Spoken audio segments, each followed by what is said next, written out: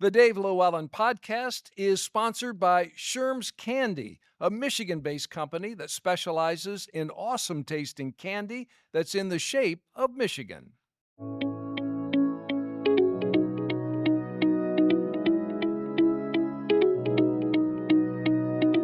And welcome again to the Dave LewAllen Podcast. So glad that you're with us for this episode.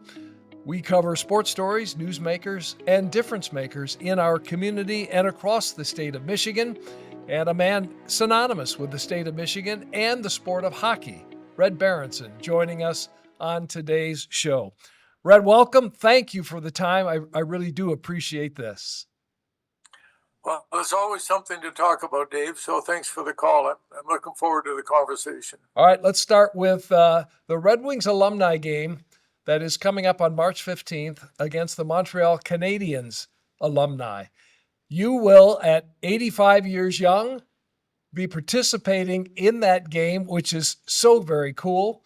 And it's something that is unique in that you played for both teams during your 17-year NHL career. The Red Wings for 4.5 seasons, and you started your career, your pro career, with the Canadiens. Well, it was a big thrill in those days to come right out of college and play in the NHL. And Montreal owned my rights. There wasn't even a draft then.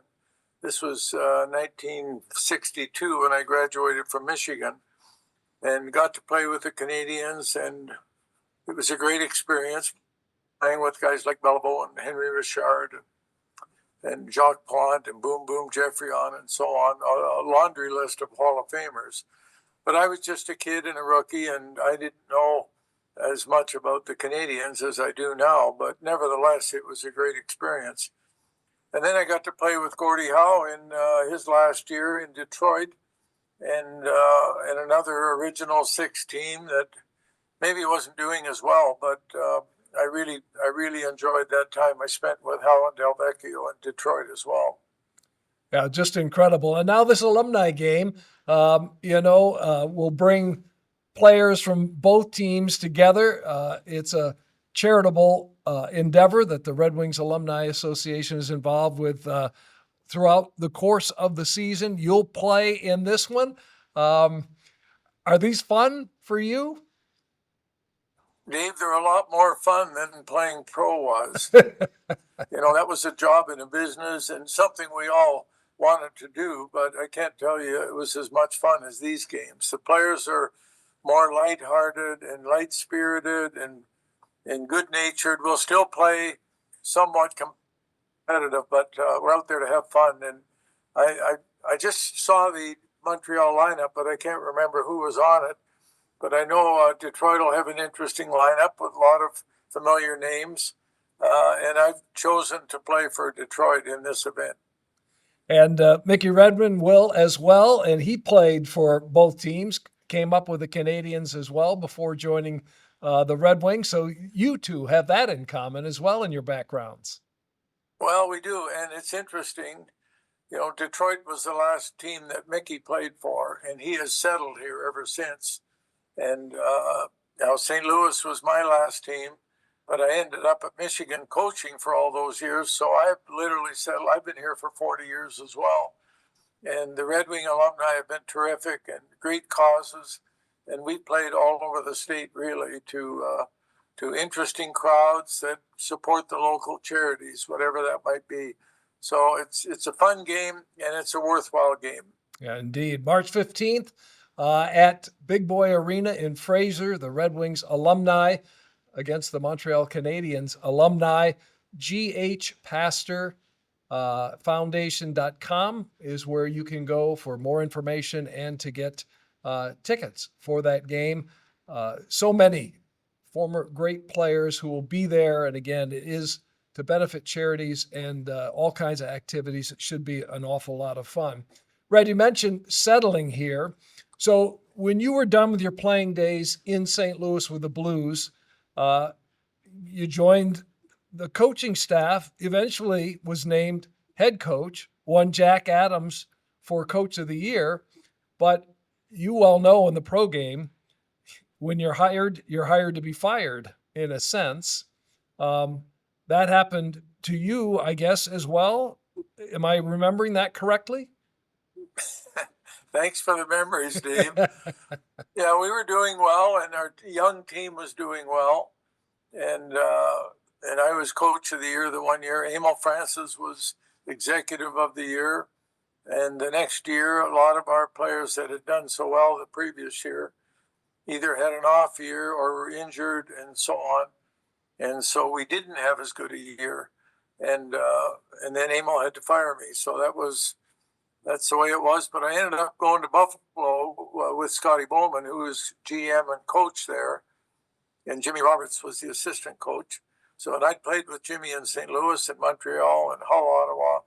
So we were good friends, and we enjoyed our 2 years in Buffalo. We had, I think, 6 first-round picks. I was there. Players like Phil Housley, Tom Barrasso, Dave Andrechuk, who else?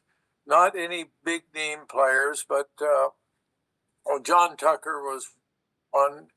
He was a pretty good player. So anyway, we had 6 young players, and that were destined to be star players, and we got to work with them. Well, then Michigan called after 2 years in Buffalo, and I laid it on the table with Scotty, and I said, "What do you think?" He said, "I think you should take it, and if you want to stay in the NHL, you can stay. But I think it would be good and interesting, and you went to Michigan. I mean, it's a perfect fit." So I came back, and I've been here ever since. Yeah, 33 years as head coach of Michigan's hockey program, couple of NCAA championships, all those Final Four appearances as well. Clearly, that was a perfect fit for you. It really was. You know, I came to school, Dave, when I was 18, and kind of went against the grain because all the pros, Montreal owned me, and they would tell me, "No, you shouldn't go to school if you want to be a pro." And then the next year they would tell me, "Well, you'll never make it to the NHL if you go to school." And then it was, "Well, you'll never make a living in the NHL if you go to school." And finally, finally, after my last game in the NCAAs in 1962, Kenny Reardon was there and says, "We're going to Boston. You're going to play for Montreal tomorrow night." And that was a big thrill for me. So I got my degree as well as got a chance to play in the NHL. And as a senior, or your last year at Michigan, you scored 43 goals. I mean, in college hockey, that's mostly unheard of, goals of that number in a season. Well, we only played 28 games. Yeah. And by then I was growing my game, and I played with 2 really good players. They were both centermen as well as I was. But Al Renfrew, our coach, put me on left wing, and Al Hennigan in the middle, and Larry Babcock, a good centerman in his own right, on right wing. And we just clicked. And that year, everything went in. We had a great time and a great season together. So that was the only time I played left wing, because when Montreal picked me up, they put me on left wing right away. Interesting. Why was college so important to a kid growing up in Saskatchewan, right? I mean, yeah. Why not? Well, my parents grew up in the Depression, the Great Depression, and my dad was a fireman, and he made it clear you want to have something to fall back on if you have a chance. And so, even though I wasn't destined to go to college until about my senior year of high school, it was then that I got my head turned a little bit towards school, and made up my mind I was going to go to school, and I'm glad I did. But when you hear people with the Canadiens saying, that's not the right decision, or that's not the right path, you're making a mistake, you must have, been determined that was the path you were going to follow no matter what. Yeah, that's true, Dave. I talked to a number of players, former NHL players that lived in Regina or coached there, and I got the same feedback from every one of them. They all said, "Go to school. Go to school. If you're going to make it, you'll make it. But otherwise, you'll have something something to look after yourself and your family. And the one guy even went so far as to say, Red, you don't want to be a hockey bum like me. I mean, if you were my son, I would tell you, I'll drive you to school. Wow. Well, good advice as it turned out. And boy, things worked out because you got to do all of what you would have loved, right? The school part, having a fallback position, but then the success of 17 seasons in the NHL. What are the things that, as you reflect on your playing time, and you mentioned it was a job, it was work. I mean, you loved the game, but it was work in your livelihood. As you reflect back on your playing career in the NHL, what are the moments, or what are the things that carry the most meaning to you to this day? Well, when I got to Montreal, I was surrounded by superstar players that at least I knew their name and knew of them. And I was so impressed with Beliveau as being one of the all-time leaders and captains in Montreal, and how good he was to the younger players. And then all the greatness that the fans expected from their teams, and what a hotbed of hockey it was to play in Montreal. And as I mentioned, Rocket had just retired, and so but his presence was still felt. He was still around the rink. He still played or worked for the Molsons in the old Forum. So he was around and he watched practice. I got to know him a little bit, but he was one of the standards in the NHL. If you remember, he and Gordie Howe, it seemed like, who was the best player. It depended on who you talked to, but it was one or the other. So that was a great thrill for me. And then it was a matter of earning ice time just to play in the games. Toe Blake was a throwback old coach, and he probably won 10 Stanley Cups, but he never had a college player.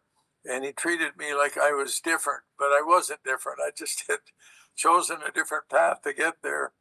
And so we didn't hit it off. I had my moments, and I played on the checking line. Actually, the year we won the Stanley Cup in '65, he had me on a checking line with Henry Richard and Claude Provo. And we checked Bobby Hull's line in Chicago, and we had a 7-game series. And we were traveling by train from Montreal. They didn't trust an airplane to put their whole team on the risk of a plane going down. So we traveled by train. In Chicago, we're traveling back and forth by plane. And the media were making this big thing about it. Well, Montreal will be tired because they're traveling by train back and forth, back and forth. And it went 7 games. So the 2 games in Montreal, we won. 2 games in Chicago, they won. We got back on the train back to Montreal for 1. We won.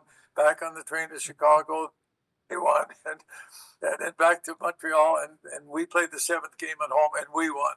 So it was a homer series, and the train didn't seem to affect our team. So that was a good memory, obviously, and it was a thrill to play with those players and have your name on the Stanley Cup. Well, I'll say. And so early in your career as well, just a fabulous, fabulous thing.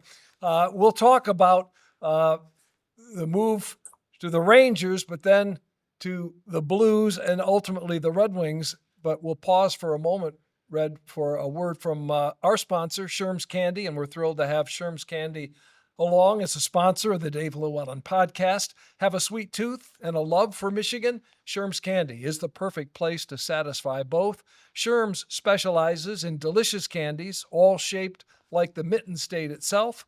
Choose from classic Michigummies for a delightful taste of gummy goodness, or if you're looking for a richer flavor experience, indulge in decadent chocolate Michigummies. And for those who prefer a tart and tangy treat, pucker up for sour Michigummies. Sherm's Candy doesn't forget about your furry friends either. They offer Misha Pups, a tasty treat made just for dogs. Many fine retailers across Michigan carry Sherm's Candy, or you can order online at shermscandy.com. That's Sherms, SHURMS, candy.com. Talking hockey today with Red Berenson, the former Red Wing, Stanley Cup champion with the Montreal Canadiens, as he has discussed, longtime college hockey coach at the University of Michigan. and an individual who is synonymous with hockey in this state for sure, and really across the country for his success, both as a player and as a coach. And read a little bit more about Michigan and college hockey and its growth from the time that you went back to Michigan as the head coach to today. The number of schools that are playing, the level of competitiveness. College hockey it was a right answer for you, and it's the right answer for so many young hockey players interested in the sport they love, but also the education piece. Well, Dave, as you've mentioned, is the decision kids had to make about going to school or playing major junior. If you played major junior, were not eligible to go to college. This past year, they've just changed that rule after how many years? I mean, I came to school in '58, and that's a couple of years ago. So you had to make a decision if you could play junior or not.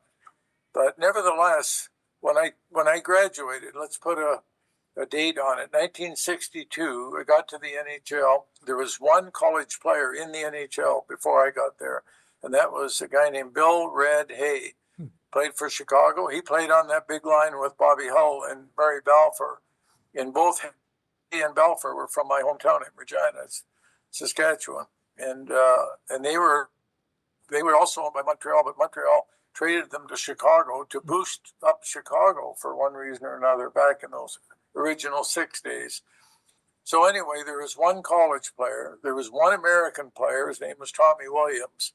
And there was one European player. And I think it was Ulf Sterner.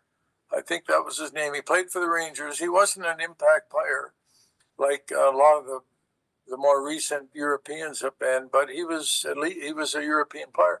Well, now look at the league. A third of the league are players that have gone to U.S. college. At least a third of the league are American-born players, and maybe the other third are comprised of Canadian and European players. It's amazing how the game has changed just in terms of personnel. There are players in the league now from Australia and Asia and all. Of course, we know all the Russian players and the Swedish players and the Finnish players. Now German players, Norwegian players. And on and on. So the game is global. It's not and look at the U.S. You know, people wonder why hockey has grown so much in the U.S. Well, it's because of expansion of the NHL. They went to California, they went to Florida, they went all through the Midwest and the Southwest and the West Coast and so on. And now you see hockey players stepping in, and the first round pick, Austin Matthews, where was he raised? Arizona. Right. And first pick overall, I mean, not just the first round. And players like that are surfacing now from places we never maybe expected hockey to be a big, have a strength or a presence years ago. So I think it's been great. I think college hockey still has room to grow. There's about 58 teams right now. There's been 2 or 3 of late that have started programs. I was just down visiting one of my players, Billy McCall, and he's the coach of Lindenwood College, which is a Division I college team on the outskirts of St. Louis. And he's building a program and hopefully get good support and will be attracting good players down there. So it's still spreading, Dave, and I think college hockey has a ways to go. But the players are better and better. I mean, I think Michigan alone has at least 25 players currently playing in the NHL.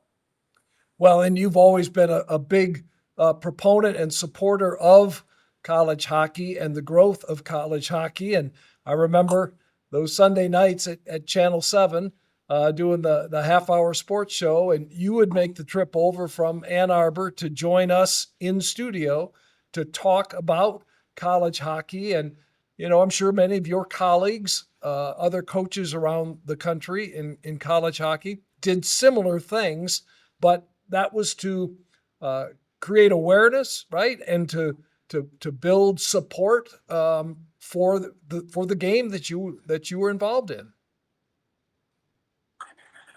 Well, and I think you're right. I mean, it wasn't just me. It was coaches from coast, and as a result, more and more players out of college hockey have stepped into the limelight in the NHL, not just as third and fourth liners, but stepping into big positions. I mean, I look at Zach Werenski playing in Columbus now, and played, I think, 2 or 3 years with us at Michigan before he turned pro, and he could be up for the best defenseman in the league this year, the Norris Trophy. And he's playing that well. And last year, the Norris Trophy went to another player who played 2 years at Michigan, Quinn Hughes, and so on. I think Owen Power was the number 1 pick overall. He played at Michigan for at least 2 years, and so on. So that's just Michigan's side of it. There's a lot of other great schools and have recruited great players and sent them to the NHL.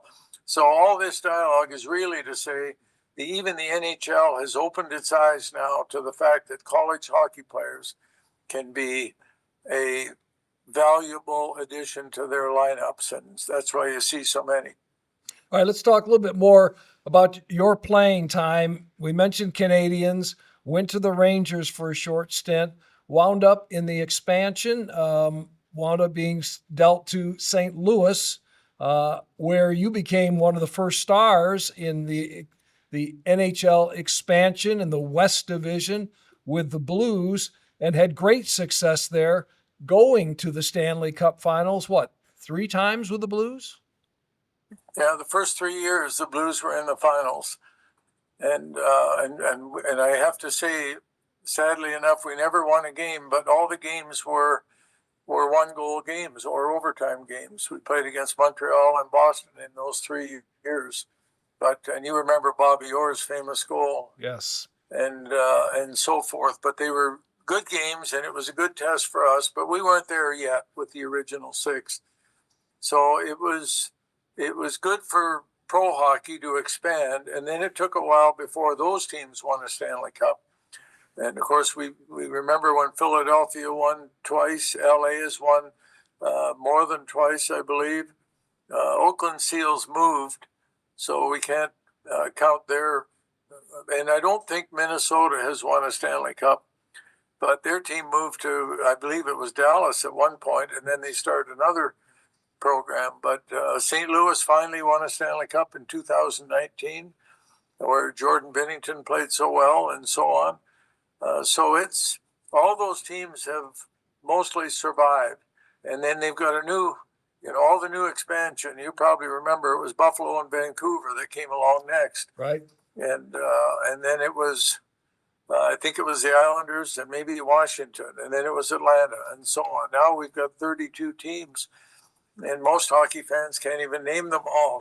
But and Vegas, wins the Stanley Cup recently, and they've hardly been in the league, 3 or 4 years, and good for them. So it's good. I think the NHL product is good. College hockey product is good. I just went to Wrigley Field in Chicago 2 weeks ago, and Michigan played Ohio State in Wrigley Field, and that outdoor game that was more like Saskatchewan than it was Chicago. Like, it was cold and windy and miserable, but the players didn't complain. They loved it. It was a great spectacle, and so on. So it's big time. We remember we played the first big outdoor game was played at Michigan State. Yes. We played in Spartan Stadium, and it was perfect. I mean, the players. I had Eric Nystrom was the captain of or he was the most notable of our freshman class that year, and we had about 9 of them. And that was their first college game ever in front of 75,000 people in Spartan Stadium. And they just loved it. They'll never forget that game. Well, I'll say. Hey, we mentioned the Blues, and then you were traded to the Wings not too long after you had been named captain, I guess, if I remember correctly, in St. Louis. But did that trade come as a shock to you? Yeah, it did. My heart was really in St. Louis at that time. I was having a good experience there. Our team was like a family. Yep. and we were growing together. It was special. And but then on the outside the rink, I had become the president of the Players Association, and I think that's what's one thing that sparked the trade. And I was getting a little older, but I wasn't that old, and they asked me to step down, and I said no. I think I'm responsible enough to lead the players and improve the game from their perspective, and what's good for the players will be good for the owners, and it'll be good for the game. Mm-hmm. And that was kind of my perspective. And the owners of St. Louis were wonderful people, but they wanted it. They didn't want me to be head of the Players Association, so they traded me to Detroit. And what about your years in Detroit? The Wings were not a great team. They were a team in transition kind of at that point. And your experience here in the 4.5 seasons or so? Well, it was a little bit like coming home for me, because we moved back to the Detroit or Michigan area, and we still had a lot of friends in Michigan. The coach of the hockey team, my old English teacher, some of the players that had stayed in the area and had big jobs and were doing well. So it was like coming home. On the ice, we had some great players. We had Del Vecchio and we had Howe for his last year, and then he retired. Gary Bergman was here. We had an assortment of good goalies and good players coming and going. It was during the Harkness area, and they were really changing the team. Mickey Redmond came just before I got here from Montreal, and so on. So we had a lot of turnover. We had more players living in one of the hotels than were living in Detroit at one time. And we had an assortment of coaches. And Doug Barkley was the coach when I got here, and then we had about 3 or 4 coaches in 3 or 4 years. But I really liked Doug Barkley, and everybody liked Johnny Wilson. But we never quite got there. I think we had close to 90 points one year as a team, and didn't make the playoffs. So that part was disappointing in Detroit, but everything else was great. The fans, the people, the area. I mean, we loved living in Detroit, and my kids went to school here. So I had nothing. I mean, it was too bad, because I remember the day I got traded back to St. Louis, it was New Year's Eve morning, and Alex Delvecchio had become the GM, and he called me and said, "Red, we traded you back to St. Louis, and so on. So they'll call you. Thanks, Alex." And of course, we were playing that night. Detroit always played the New Year's Eve game at home, and so we were going to have a party after the game, and the party was going to be at my house. So I called a couple of the players and told them, "Now make sure you guys come to the party," and so on. And they knew I'd been traded. So it was, and ironically, I was traded for a guy named Phil Roberto. And Roberto got to town just in time to come to the party at my house. And so we kind of kidded each other about that. And I was on my way to St. Louis the next day. But I was set to leave Detroit. We loved the schools. And like I said, we liked the area. We lived just down the street from J.P. McCarthy. Oh, yeah. And back in the day. So Detroit was good for us hockey-wise. It could have been better, but overall, it was a good place to live. Red Berenson, our guest today on the Dave LewAllen Podcast. We'll wrap things up with Red in just a moment with maybe a couple of more stories. But first, a word from our sponsor, Sherm's Candy. Have a sweet tooth and a love for Michigan? Well, Sherm's Candy is the perfect place to satisfy both. Sherm specializes in delicious candies, all shaped like the Mitten State itself. Choose from classic Michigummies for a delightful taste of gummy goodness, or if you're looking for a richer flavor experience, indulge in decadent chocolate Michigummies. And for those who prefer a tart and tangy treat, pucker up for sour Michigummies. Sherm's Candy doesn't forget about your furry friends either. They offer Mishipups, a tasty treat made just for dogs. Many fine retailers across Michigan carry Sherm's Candy, or you can order online at shermscandy.com. Red Berenson joining us on the Dave LewAllen Podcast. This episode, Red, as we wrap up, maybe a couple of other stories. If I was to ask the best player you ever played with or played against, from your estimation, in your NHL playing days, do you have a name or a couple of names that you would point to? Well, early in my career, Beliveau was special. Bobby Hull was about my age, so it took a few years for him to really come into his own, but he was the ultimate power winger who could shoot the puck as well as anyone. Bobby Orr changed the game on defense. For years, Doug Harvey was the standard on defense, and then Red Kelly from Detroit. But Bobby Orr came in and changed the game. It was like a forward playing defense, and he was so good at both. They were really impressive.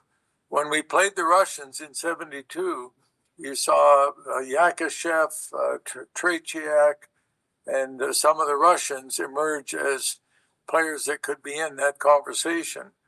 And then, of course, in goal, the best three goalies I ever either saw or played against were Glenn Hall, Terry Sawchuk, and Jacques Plante.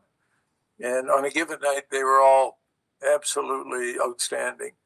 And I got to know Glenn really well, and still to this day we stay in touch. But and he's in a home now and out in Stoney playing Alberta. But what a great guy he was, and what a great teammate. So I got to play with and against a lot of great players, and I've just named a handful. Oh. And there are so many great players out there, but I still love the game, Dave. I have the NHL Network package. I watch NHL hockey or college hockey just about every night. I'm lucky I'm married to a fellow Saskatchewan girl who's used to it, and she's been great. We have two granddaughters that are hockey players, and so on and so forth. So we've been blessed. We love Michigan. We wouldn't think of going south in the winter. We'd be missing all this hockey. So it's good stuff. We're in a good place. Well, and you're a good man and have been a wonderful representative of our state, both as a player and then your long coaching tenure. I appreciate, what you've given and what you've given to me in terms of your graciousness for interviews and your time, and that includes today as well, Red. So have some fun with this alumni game coming up on March 15th. Continued good health to you and yours, and thank you for this today. Well, thank you, Dave. Thanks for the call, and thanks for your interest in not only college hockey, but pro hockey and a little bit of history to go with it. So Good stuff. Absolutely. Red, thank you so much. Red Berenson joining us today on the Dave LewAllen Podcast. Again, that game, March 15th, Big Boy Arena, Fraser. It is the Red Wings alumni against the Montreal Canadiens alumni. That'll be something for hockey fans to look forward to in the weeks ahead. Until next time, I want to thank our producer, director, Josh Bowron, and to you for watching, listening. We're on YouTube, we're on Spotify, Apple Podcasts, Amazon Music, wherever you get your podcasts. And we appreciate you helping to spread the awareness so that more people enjoy conversations like the one today with the great Red Berenson. Until next time, stay safe, be kind.